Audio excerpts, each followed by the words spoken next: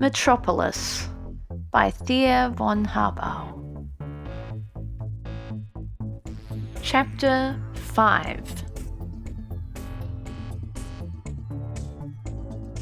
The man before the machine, which was like Ganesha, the god with the elephant's head, was no longer a human being, merely a dripping piece of exhaustion, from the pores of which the last powers of volition were oozing out in large drops of sweat. Running eyes no longer saw the manometer.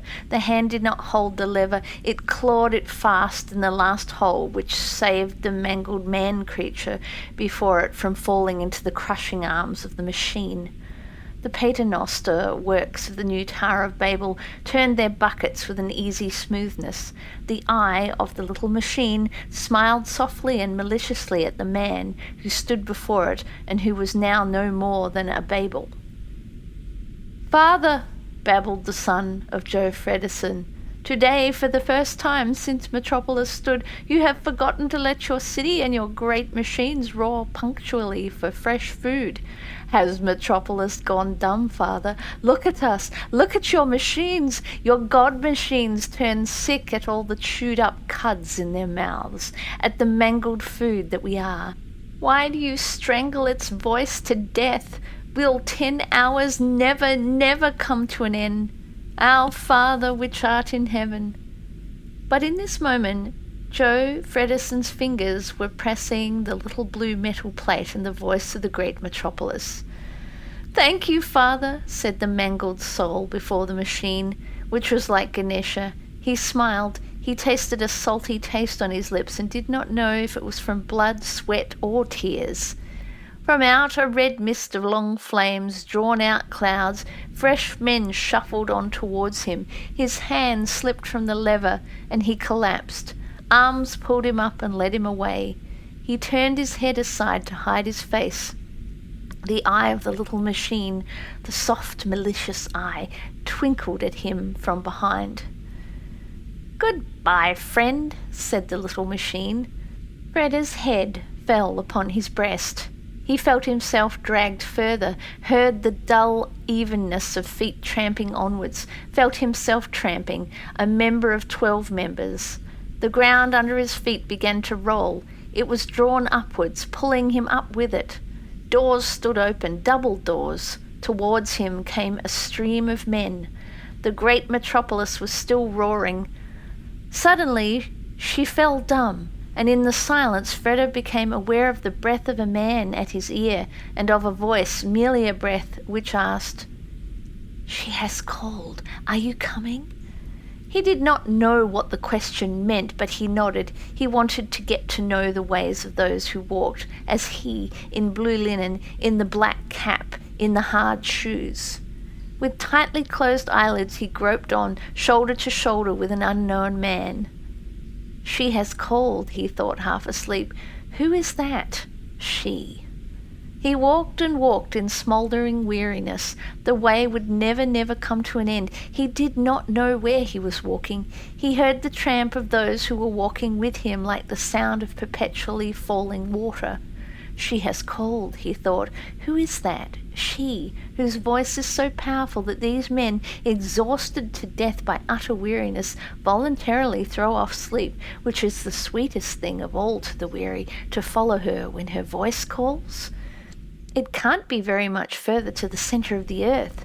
Still deeper down?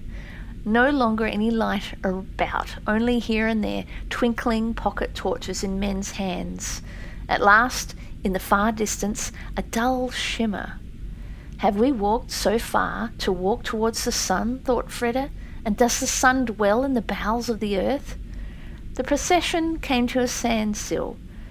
Freda stopped too. He staggered against the dry, cool stones.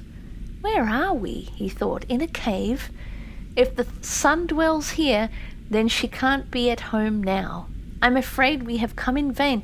Let us turn back, brother. Let us sleep." He slid along the wall, fell on his knees, leant his head against the stone. How smooth it was. The murmur of human voices was around him like the rustling of trees moved by the wind. He smiled peacefully. It's wonderful to be tired. Then a voice A voice began to speak. Oh, sweet voice, thought Freda dreamily, tender beloved voice, your voice, Virgin Mother.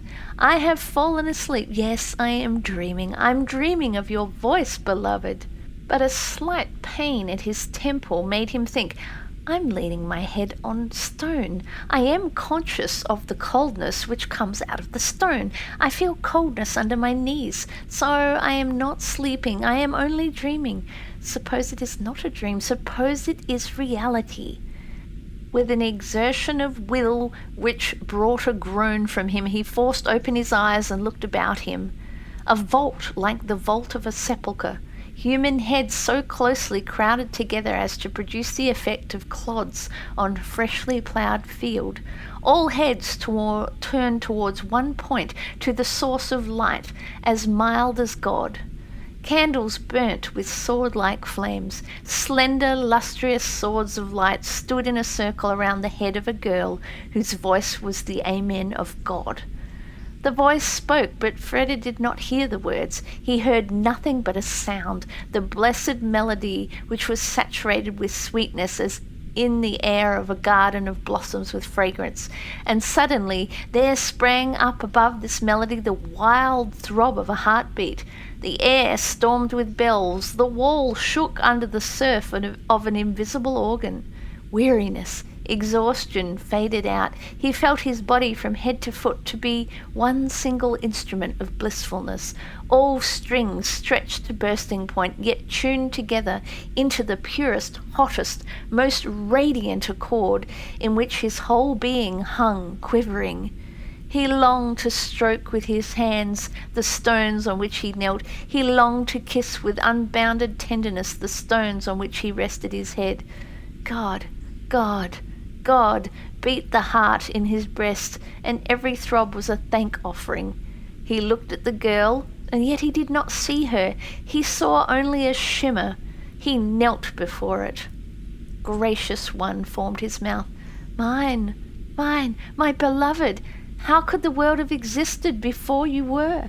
How must God have smiled when he created you? You are speaking? What are you saying? My heart is shouting within me. I cannot catch your words. Be patient with me, gracious one, beloved. Without his being aware of it, drawn by an invisible, unbreakable cord, he pushed himself forward on his knees, nearer and nearer to the shimmer, which the girl's face was to him.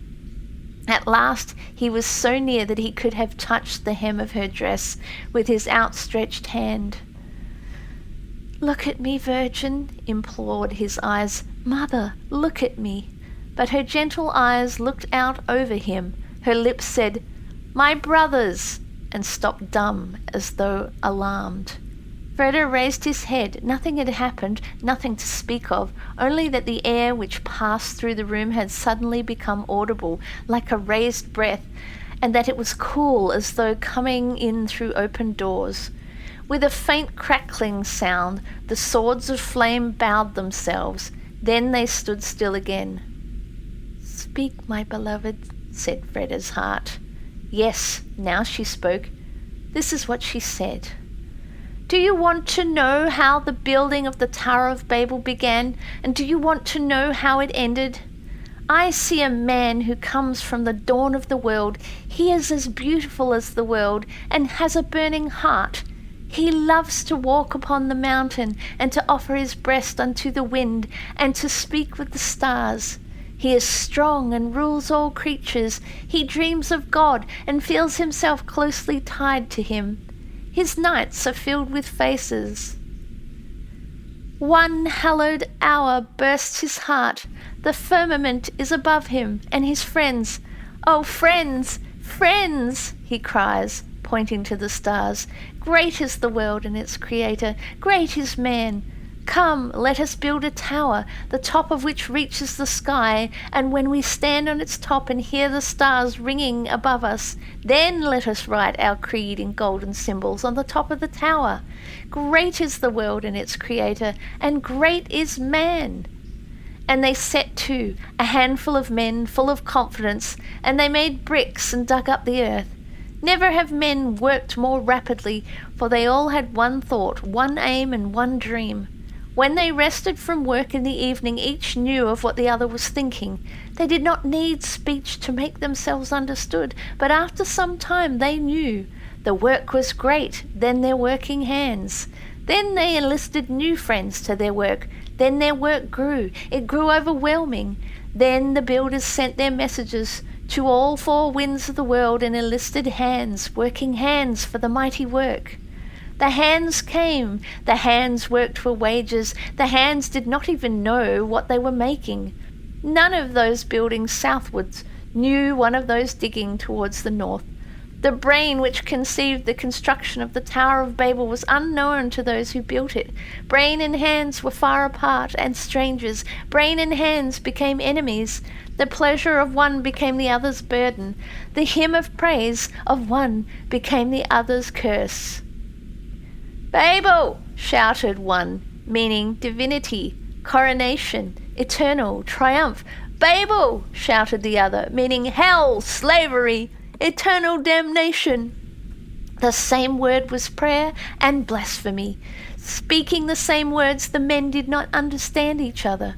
That men no longer understood each other, that brains and hands no longer understood each other, was to blame that the Tower of Babel was given up to destruction, that never were the words of those who had conceived it written on the top in golden symbols, "Great is the world and its creator, and great is man." That brains and hands no longer understood each other will one day destroy the new Tower of Babel. Brains and hands need a mediator. The mediator between brains and hands must be the heart. She was silent. A breath like a sigh came up from the silent lips of the listeners. Then one stood up slowly, resting his fists upon the shoulders of the man who crouched before him, and asked, raising his thin face with its fanatical eyes to the girl, "And where is our mediator, Maria?" The girl looked at him, and over her sweet face passed the gleam of a boundless confidence. "Wait for him," she says. "He is sure to come." A murmur ran through the rows of men. Freda bowed his head to the girl's feet. His whole soul said, "It shall be I." But she did not see him, and she did not hear him. "Be patient, my brothers," she said. "The way which your mediator must take is long. There are many among you who cry, 'Fight! Destroy!' Do not fight, my brothers, for that makes you to sin. Believe me, one will come who will speak for you, who will be the mediator between you, the hands, and the man whose brain and will are over you all. He will give you something which is more precious than anything which anybody could give you, to be free without sinning." She stood up from the stone upon which she had been sitting. A movement ran through the heads, turned towards her. A voice was raised. The speaker was not to be seen. It was as if they all spoke. "We shall wait, Maria, but not much longer." The girl was silent. With her sad eyes she seemed to be seeking the speaker among the crowd. A man who stood before her spoke up to her. "And if we fight, where will you be then?" "With you," said the girl, opening her hands with the gesture of one sacrificing. "Have you ever found me faithless?" "Never," said the men. "You are like gold to us. We shall do what you expect of us." "Thank you," said the girl, closing her eyes. With bowed head she stood there, listening to the sound of retiring feet, feet which walked in hard shoes. Only when all about her had become silent, when the last footfall had died away, she sighed and opened her eyes. Then she saw a man wearing the blue linen and the black cap and the hard shoes kneeling at her feet. She bent down. She raised his head. She looked at him, and she recognized him. Behind them, in a vault that was shaped like a pointed devil's ear, one man's hand seized another man's arm. "Hush! Keep quiet," whispered the voice, which was soundless and yet which had the effect of laughter, like the laughter of spiteful mockery. The girl's face was a crystal filled with snow. She made a movement as if for flight, but her knees would not obey her. Reeds which stand in troubled water do not tremble more than her shoulders trembled. "If you have come to betray us, son of John Fredison, then you will have little blessing from it," she said softly but in a clear voice. He stood up and remained standing before her.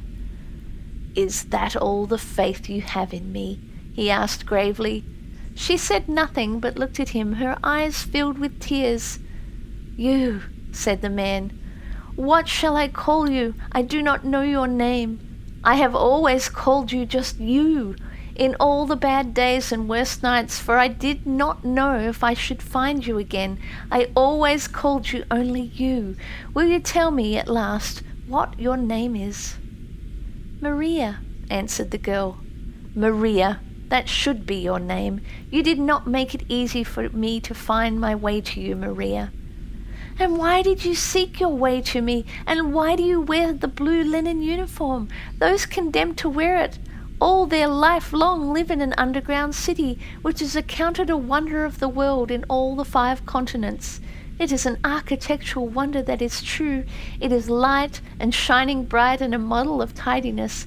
It lacks nothing but the sun and the rain and the moon by night, nothing but the sky. That is why the children which are born there have gnome-like faces. Do you want to go down into this city under the earth in order the more to enjoy your dwelling, which lies so high above the great Metropolis, in the light of the sky? Are you wearing the uniform which you have on today for fun?" "No, Maria, I shall always wear it now." "As Joe Fredison's son?" "He no longer has a son, unless you yourself give him back his son." Behind them, in a vault that was shaped like a pointed devil's ear, one man's hand was laid upon the other man's mouth. "It is written," whispered a laugh, "therefore shall a man leave his father and his mother and cleave unto his wife." "Won't you understand me?" asked Freda. "Why do you look at me with such stern eyes? You wish me to be a mediator between Joe Fredison and those whom you call your brothers. There can be no mediator between heaven and hell who never was in heaven and hell. I never knew hell until yesterday. That is why I failed so deplorably yesterday when I spoke to my father for your brothers. Until you stood before me for the first time, Maria, I lived the life of a dearly loved son. I did not know what an unrealizable wish was. I knew no longing, for everything was mine, young as I am. I have exhausted the pleasures of the earth down to the very bottom. I had an aim, a gamble with death, a flight to the stars, and then you came and showed me my brothers. From that day on I have sought you. I have so longed for you that I should gladly and unhesitatingly have died had somebody told me that that was the way to you. But as it was, I had to live and seek another way." "To me or your brothers?" "To you, Maria. I will not make myself out to you to be better than I am. I want to come to you, Maria, and I want you. I love mankind, not for its own sake, but for your sake, because you love it. I do not want to help mankind for its own sake, but for your sake, because you wish it. Yesterday I did good to 2 men. I helped one whom my father had dismissed, and I did the work of the man whose uniform I have on. That was my way to you, God bless you." His voice failed him. The girl stepped up to him. She took his hands in both her hands. She gently turned the palms upward and considered them, looking at them with her Madonna eyes, and folding her hands tenderly around his, which she carefully laid together. "Maria," he said, without a sound. She let his hands fall and raised hers to his head. She laid her fingertips on his cheeks. With her fingertips she stroked his eyebrows, his temples, twice, 3 times. Then he snatched her to his heart and they kissed each other. He no longer felt the stones under his feet. A wave carried him and the girl, whom he had clasped to him as though he wished to die of it. and the wave came from the bottom of the ocean, roaring as though the whole sea were an organ, and the wave was of fire and flung right up to the heavens. The sinking, endlessly gliding down, right down to the womb of the world, the source of the beginning, thirst and quenching drink, hunger and satiation, pain and deliverance from it, death and rebirth. You, said the man to the girl's lip, you are really the great mediatress. You are all that is most sacred on earth. You are all goodness. You are all grace. To doubt you is to doubt God. Maria, Maria, you called me. Here I am. Behind them, in a vault that was shaped like a pointed devil's ear, one man leant towards another man's ear. You wanted to have the Futura's face from me? There you have your model. Is that a commission? Yes. Now you must go, Freda, said the girl. Her Madonna eyes looked at him. Go and leave you here? She turned grave and shook her head. Nothing will happen to me, she said. There is not one among those who know this place whom I cannot trust as though he were my blood brother. But what is between us is nobody's affair. It would vex me to have to explain. And now she was smiling again. What is inexplicable? Do you see that? Yes, he said. Forgive me. Behind them, in a vault that was shaped like a pointed devil's ear, a man took himself away from the wall. You know what you have to do, he said in a low voice. Yes, came the voice of the other, idly, sleepily, out of the darkness. But wait a bit, friend, I must ask you something. Well, have you forgotten your own creed? For 1 second a lamp twinkled through the room that was shaped like a pointed devil's ear, impaling the face of the man who had already turned to go on the pointed needle of its brilliance. That sin and suffering are twin sisters. You will be sinning against two people, friend. What has that to do with you? Nothing, or little. Freda is Hell's son, and mine.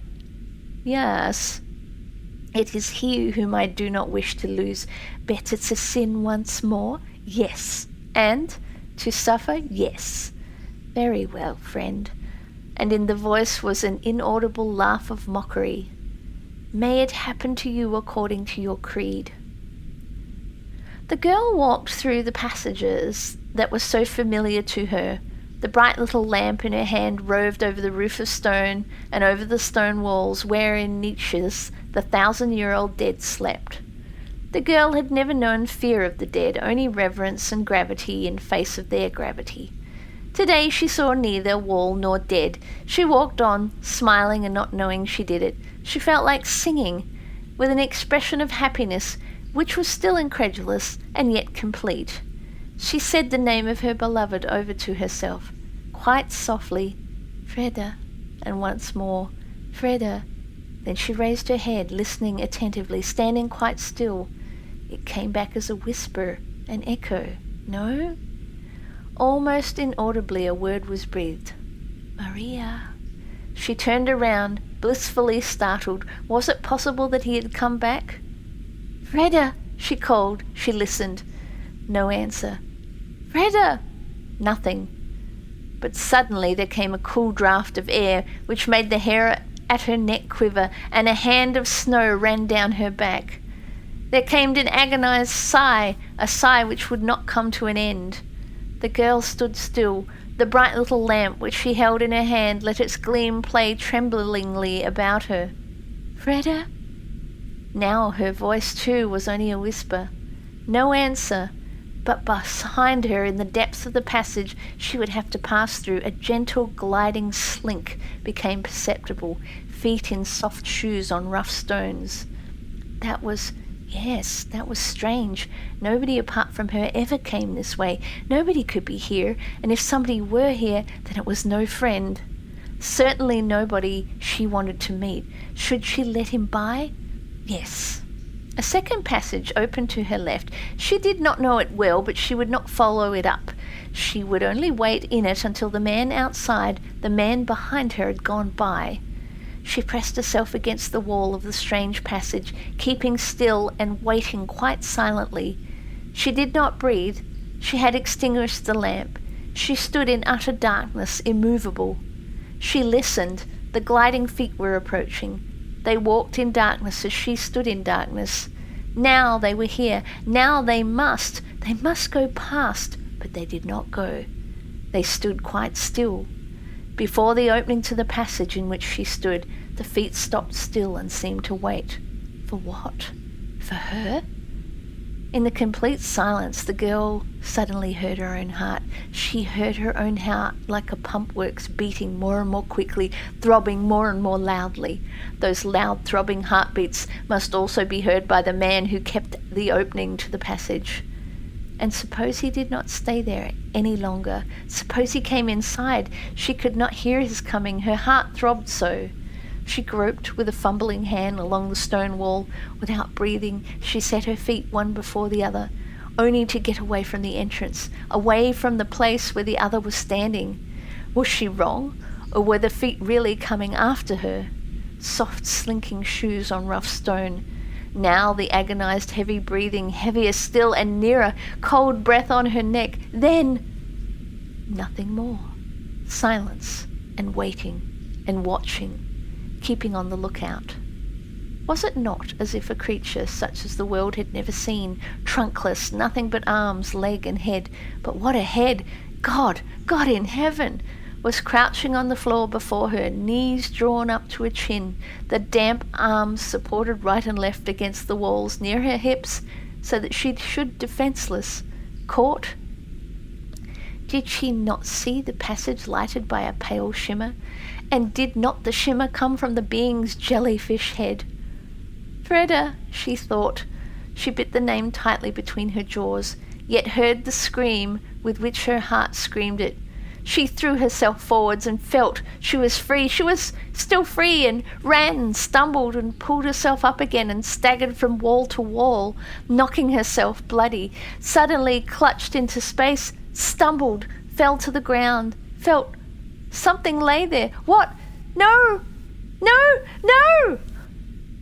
The lamp had long since fallen from her hand. She raised herself to her knees and clapped her fists to her ears in order not to hear the feet, the slinking feet coming nearer. She knew herself to be imprisoned in the darkness, and yet opened her eyes because she could no longer bear the circles of fire, the wheels of flame behind her closed lids. And she saw her own shadow thrown gigantic on the wall before her, and behind her was light, and before her lay a man. A man? That was not a man. That was the remains of a man, with his back half leaning against the wall, half slipped down, and on his skeleton feet, which almost touched the girl's knees, were the slender shoes pointed and purple-red. With a shriek which tore her throat, the girl threw herself up backwards, and then on without looking round, pursued by the light which lashed her own shadow in springs before her feet, pursued by long, soft, feathery feet, by feet which walked in red shoes, by the icy breath which blew at her back. She ran, screamed and ran. "Freda! Freda!" Her throat rattled. She fell. There were some stairs, crumbling stairs. She pressed her bleeding hands right and left against the stone wall, by the stone steps. She dragged herself up. She staggered up step by step. There was the top. The stairs ended in a stone trapdoor. The girl groaned. "Freda!" She stretched both fists above her. She pushed head and shoulders against the trapdoor. And one more groan. "Freda!" The door rose and fell back with a crash. Below, deep down, laughter. The girl swung herself over the edge of the trapdoor. She ran hither and thither with outstretched hands. She ran along walls, finding no door. She saw the lustre which welled up from the depths. By this light she saw a door which was latchless. It had neither bolt nor lock. In the gloomy, wood-glowed copper red, the seal of Solomon, the pentagram. The girl turned around. She saw a man sitting on the edge of the trapdoor and saw his smile. Then it was though she were extinguished, and she plunged into nothing. End of Chapter 5. If you are enjoying these audiobooks, please take the time to subscribe, press like, leave a comment, or share this channel with your friends who also enjoy listening to audiobooks. This would help this channel immensely. Thanks.